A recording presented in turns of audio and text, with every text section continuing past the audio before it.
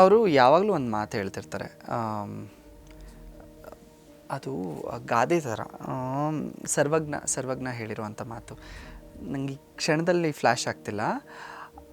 ಅವರಿಗವರಂತೆ ಇವರಿಗಿವರಂತೆ ವಿವರಿಸಿ ನೋಡಿದಾಗ ತಾನು ತನ್ನಂತೆ, ಹಾಗಿರು ಅಂತ ನನಗೆ ಇದು ಯಾವಾಗಲೂ ಹೇಳ್ತಿರ್ತಾರೆ. ನಾನು ತುಂಬ ಕಷ್ಟಪಡ್ತೀನಿ, ಬಿಕಾಸ್ ನಾನು ಯಾವಾಗಲೂ ಸ್ಟ್ರೇಟ್ ಫಾರ್ವರ್ಡ್ ಸ್ವಭಾವ. ಬಟ್ ಇದು ನಾನು ಎಸ್ಪೆಷಲಿ ಇಂಡಸ್ಟ್ರಿಯಲ್ಲಿ ಕೆಲಸ ಮಾಡಬೇಕಾದ್ರೆ ಇದು ಸ್ಪೆಸಿಫಿಕ್ಕಾಗಿ ಸೋಷಿಯಲ್ ಇಂಡಸ್ಟ್ರಿ, ಎಂಟರ್ಟೈನ್ಮೆಂಟ್, ನಮ್ಮ ಇಂಟ್ರ್ಯಾಕ್ಷನ್.